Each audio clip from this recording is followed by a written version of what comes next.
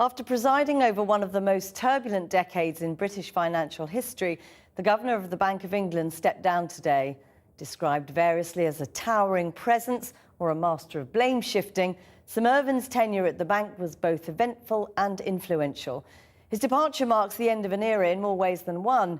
His replacement, the Canadian Mark Carney, takes up his post on Monday. Here's our economics editor, Faisal Islam. It is a king who is stepping down today. The institution, the power, the gold and the majesty. Well, time is up after a long reign. For 22 years, 10 years as governor, Mervyn King has arrived for work through these back doors to take his place at the top table of British economic policy making. He's witnessed at first hand the exchange rate mechanism, Black Wednesday, the great credit boom, the bank bust, the Eurozone crisis and the arrival of the coalition, having an influence over Britain that almost all cabinet ministers could not even dream of.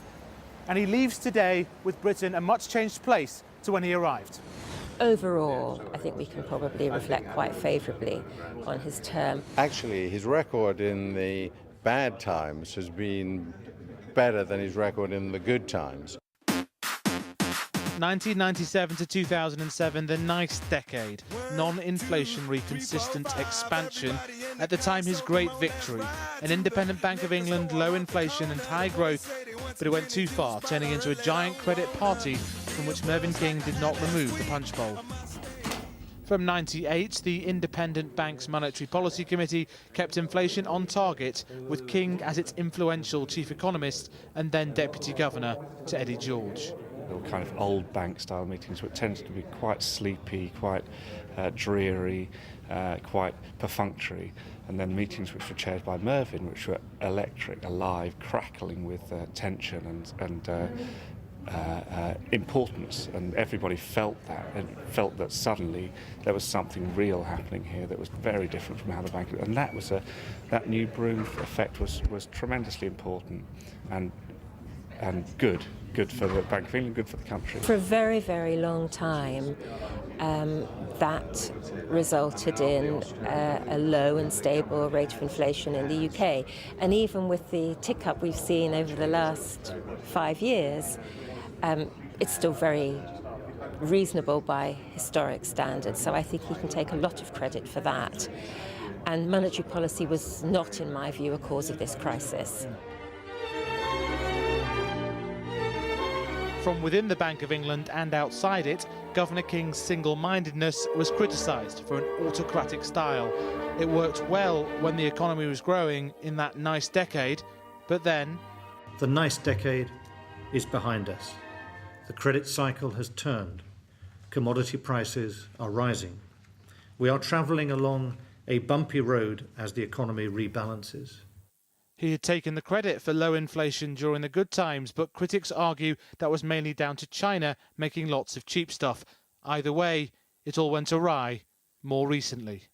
Looking back on it, the big mistakes were in the first 5 years when we ran too loose a policy and allowed ourselves to enter a financial crisis with too much debt in the household sector, in the government sector and in the banking sector. But the bank was remade in his image, and in some respects that's a good thing, but in other respects it creates the capacity for serious errors, serious judgmental errors, which came to pass subsequently. In the big error, what was misjudging the supply shock from China as his own genius? Well, I think that was part of it. That's one way of putting it. I think another way of putting it is to say, if I can control inflation, which is the inflation targeting regime and so on was his baby. If I can do that, if I can achieve that successfully, I don't need to worry about anything else.